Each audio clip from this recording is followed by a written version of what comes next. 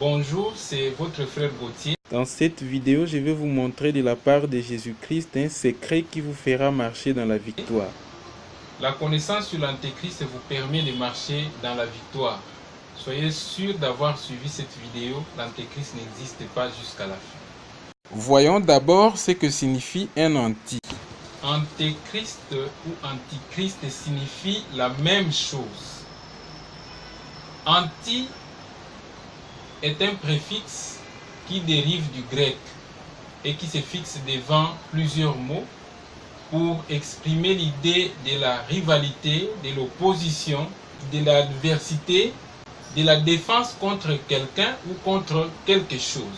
Pour mieux comprendre, lorsque quelqu'un fabrique quelque chose, il met en place un moyen de pouvoir la détruire en cas de besoin. C'est la même chose pour ce qui existe déjà. Les hommes vont chercher comment mettre en place des mécanismes qui vont s'opposer à ce qui existait avant. C'est le cas de la police. Dans la police, on parle par exemple des unités anti-gang pour s'opposer à ceux qui sèment les troubles de l'ordre public. C'est le cas de l'antipoison qui est donné à celui qui a ingéré le poison pour pouvoir neutraliser ce poison. Il est dans ces cas important que ce qui est destiné à pouvoir détruire ou neutraliser l'autre soit plus fort et plus puissant. L'antimissile doit être plus puissant que le missile. L'unité anti-gang de la police doit être plus forte et plus équipée que les gangs. Si anti exprime une opposition, alors c'est quoi l'opposition? L'opposition est donc le fait de se dresser contre quelqu'un, contre quelque chose ou contre un système dans le but de pouvoir les neutraliser. Dans lequel cas, l'opposant ou l'anti doit être plus fort et plus équipé que c'est à quoi il s'oppose. Or, nous savons qu'aucune créature ne peut se dresser contre les dieux créateurs. L'opposition est un domaine réservé à nous les créatures.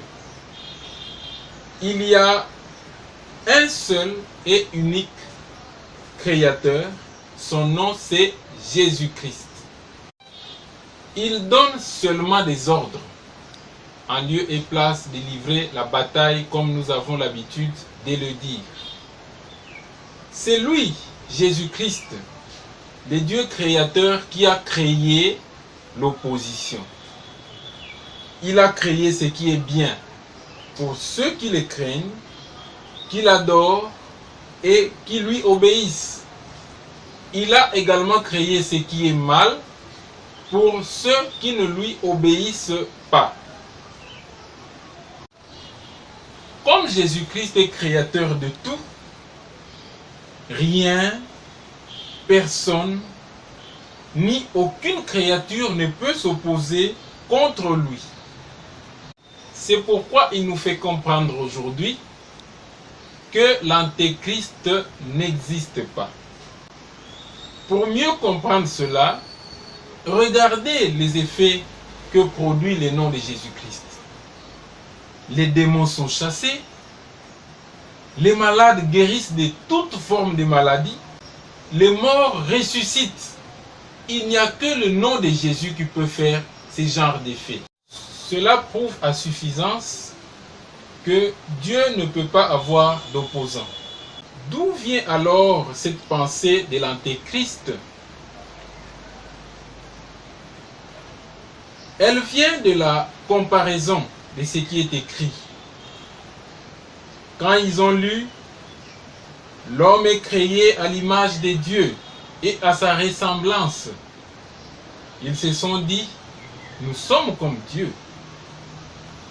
Quand ils ont encore lu que Dieu se reposa le 7e jour, ils se sont dit « Il se fatigue aussi comme nous ».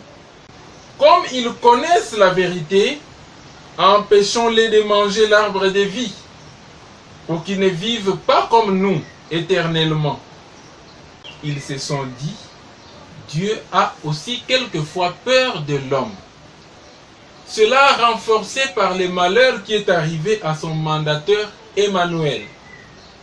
Ils se sont dit, comme nous avons atteint son mandateur, nous pouvons également atteindre et humilier celui qui l'a envoyé. Voilà comment l'idée de l'Antéchrist a vu les jours. Ce sont les fanatiques de Satan qui sont les mauvaises personnes ou les mauvais esprits. Mais ils ne sont pas des antéchrists. Par contre, leurs anti, c'est nous les adorateurs de Jésus-Christ, éveillés parce que nous savons aujourd'hui que l'antéchrist n'existe pas. Nous sommes des anti-Satan, bien sûr. Nous sommes plus forts qu'eux. Nous avons le pouvoir de délivrer et de condamner. Parce que Jésus-Christ nous donne l'ordre de leur donner les ordres pour délivrer et montrer le chemin du salut à ceux qui sont perdus et qui sont repentants. Si nous sommes forts ainsi, comment peut-on s'opposer contre le Créateur?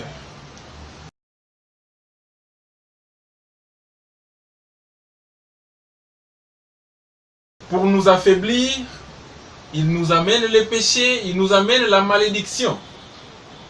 Nous avons l'anti-péché. C'est la crainte de Dieu, c'est la confession sincère et immédiate. Nous avons aussi l'anti-malédiction. C'est la bénédiction de Jésus-Christ. Que Jésus-Christ, le Dieu créateur et tout-puissant, vous fasse marcher dans la victoire et dans sa crainte.